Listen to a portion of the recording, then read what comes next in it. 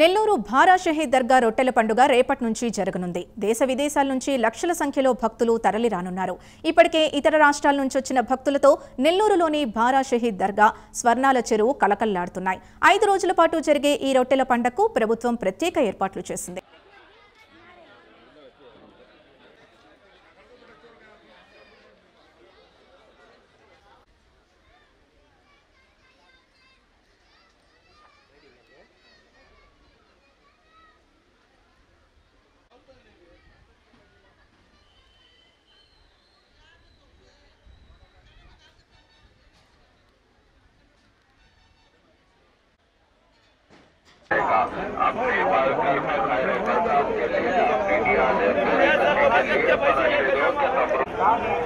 बच्चों के और बड़ों के गले में रात सकते साल में एक ही बात मिलेगा।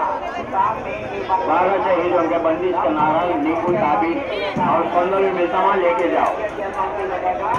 साल में एक बार बारह शहीद दरबार में ही मिलेगा।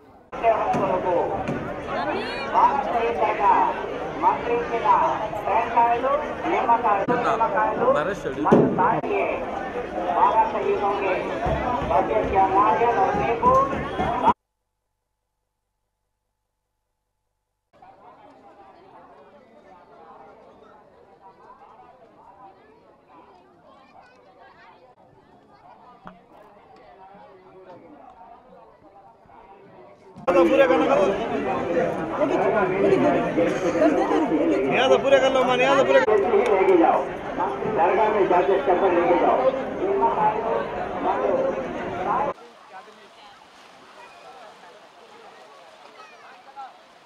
दे दो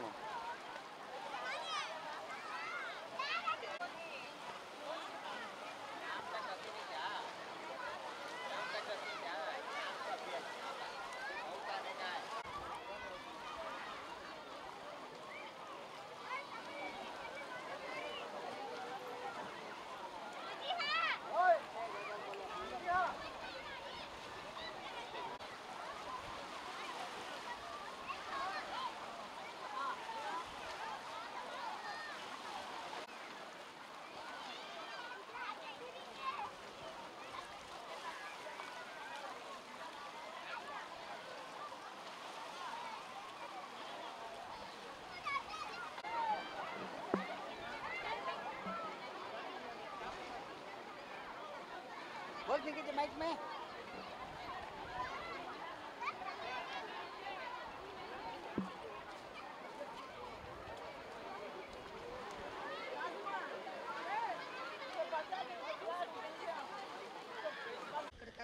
ఎక్కడ అది అన్నం దారి అంట కదా పోయినసారి గుడిసేలా మామూలుగా అమ్ముకున్నాం గుడిసెలేదు పోయినసారి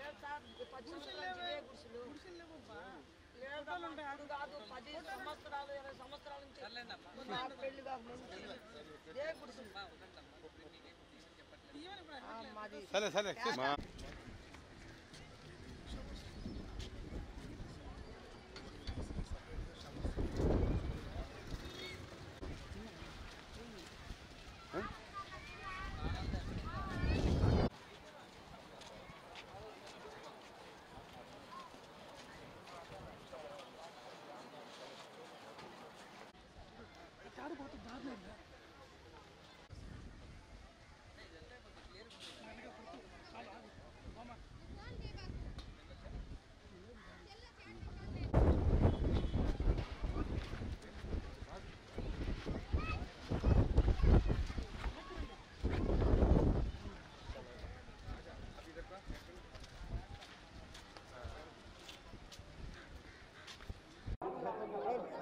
కులమతాలకు అతీతంగా మత సామరస్యానికి చిహ్నంగా నిలుస్తుంది నెల్లూరు జిల్లాలోని రొట్టెల పండగ. జూన్ 6వ తేదీ నుంచి 5 రోజుల పాటు జరిగేటువంటి రొట్టెల పండగకు పూర్తి స్థాయిలో అధికార యంత్రాంగం అన్ని ఏర్పాట్లు సంసిద్ధం చేశారు. ఈ నేపథ్యంలోనే రొట్టెల పండగకు ప్రపంచవ్యాప్తంగా ఒక విశ్వాసం ఉంది.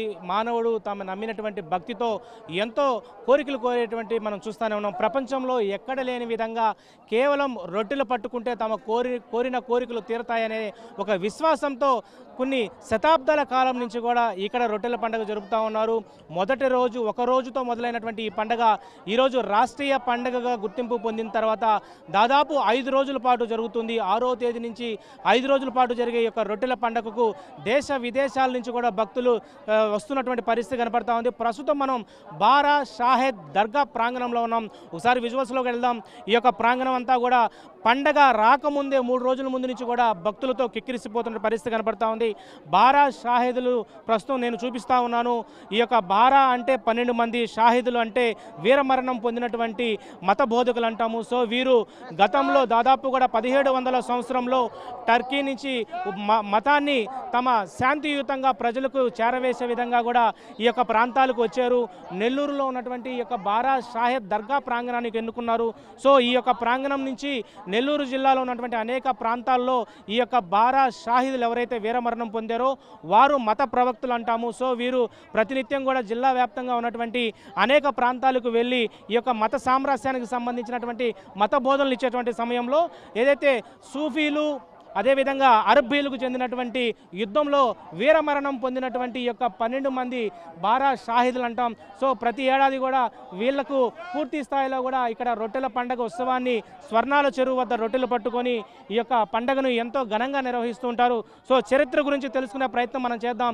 ఈరోజు నెల్లూరు జిల్లాకు సంబంధించినటువంటి రొట్టెల పండగ దేశ విదేశాలకు ఒక ప్రాముఖ్యత సంతరించుకుంది. సో మనతో పాటు పెద్దలు ఉన్నారు. సో ప్రధానంగా రొట్టెల పండగ అంటే ఈరోజు మన జిల్లానే కాదు, రాష్ట్రం కాదు, దేశాలు ఏదైతే విదేశాల నుంచి కూడా ఈ పండుగకు వస్తూ ఉన్నారు. ప్రతి సంవత్సరం మనం చూస్తాను. ఏంటి ఇంత ప్రాముఖ్యత గలటువంటి రొట్టెల పండుగ? ప్రపంచ ప్రఖ్యాతిగాంచిన ఈ బారా షహీద్ మత సామరస్య వేదికగా మారింది. ఇక్కడ జరిగే ఈ యొక్క రొట్టెల పండగ కులాలకు మతాలకు అతీతంగా ఇతర రాష్ట్రాల నుంచే కాకుండా ఇతర దేశాల నుంచి కూడా ఇక్కడికి భక్తులు రావడము, వాళ్ళ కోరికలు తీరడము వాళ్ళ ప్రగాఢ విశ్వాసంగా ఈరోజు మనం చూస్తూ ఉన్నాము. గతంలోకి వెళ్తే చరిత్రలో ఎవరైతే ఈ రాజ్యాలు పరిపాలించేటప్పుడు ఇస్లామిక్ రాజ్యాలు అంటే ముస్లింలు పరిపాలించేవారు, అటుపక్క ఔరంగజేబు, సిరాజుద్దౌలా, టిపు సుల్తాను, ఈ యొక్క నెల్లూరు వచ్చేసి మొహమ్మద్ అలీ ఖాన్ ఎవరైతే వాలాజా నవాబ్ అని చెప్పి చెప్తారో వాలాజా రాజా ఆయన ఆధీనంలో ఉన్నప్పుడు ఇక్కడ టర్కీ నుంచి వచ్చినటువంటి మత బోధకులు సూఫీ గురువులు ఎవరైతే ఉన్నారో ఈ సూఫీ గురువులు ఇక్కడికి రావడము, ఆ కాలంలో కొంతమంది మత ఛాందసవాదులు అంటే ముస్లింలే ముల్లాలుగా షరియత్ని అవలంబించని వారిని ఈ సూఫీలు ఎవరంటే షరియత్ని వాళ్ళు అనుసరించరు. కాబట్టి ఇలాంటివి ఢిల్లీలో కూడా ఔరంగజేబు గారు కూడా సూఫీ సర్మద్ అనే ఒక సూఫీ మత గురువుని తల నరికి చంపడం కూడా జరిగింది. ఆ సమయంలో ఏమంటే ఇక్కడ ఉన్నటువంటి కొంతమంది ఈ ఇస్లామిక్ మత ఛాందసవాదులు ఎవరైతే ఉన్నారో వీళ్ళు ఈ సూఫీ గురువులు అన్ని మతాల వారిని కలుపుకొని వాళ్ళు బోధించే బోధనలు పరమాత్ముడు ఒక్కడే, మనం అందరము ఆ అల్లా యొక్క విధేయులమని చెప్పి వారి యొక్క మానవులు మనమంతా మానవత్వం చాటాలి అనే వాళ్ళ బోధనని తట్టుకోలేక ఈ ఛాందసవాదం ప్రదర్శించి వాళ్లను కొంతమంది సైన్యంతో వచ్చి హతమార్చడం జరిగింది.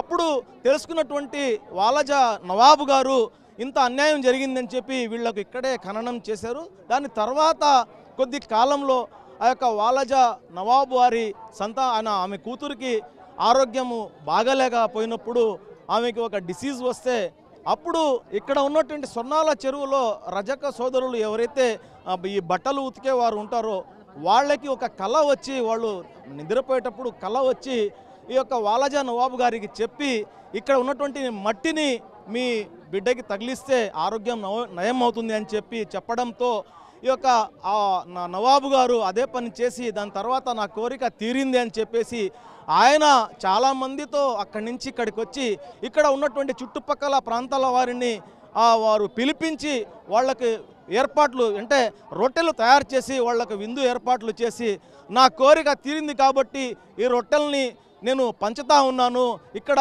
కోరికలు తీరుతాయని చెప్పి ఆయన బహిరంగ ప్రకటన చేయడంతో అక్కడి నుంచి మొదలైనటువంటి ఈ రొట్టెల పండగ.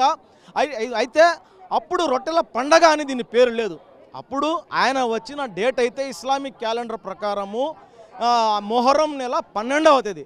12వ తేదీ ఇక్కడ ఉన్నటువంటి 12 మంది అమరవీరులు ఎవరైతే ఉన్నారో వీళ్ళ పేరు మీద ఆయన మొక్కుకొని ఆయన చేసినటువంటి ఈ యొక్క కార్యక్రమాన్ని మా చిన్నప్పుడు కూడా దీన్ని రొట్టెల పండగ అని చెప్పి పిలిచేవారు కాదు. ఇది కోరికల రొట్టెలు తీరుతాయని చెప్పి నమ్మకంతో మా పెద్దలతో కూడా మేము చిన్నప్పుడు వచ్చేవాళ్ళము. చుట్టుపక్కల ప్రాంతాల నుంచే వచ్చేవారు భక్తులు, ఇతర ఊర్ల నుంచి వచ్చేవారు. కాలక్రమేణా ఇది 20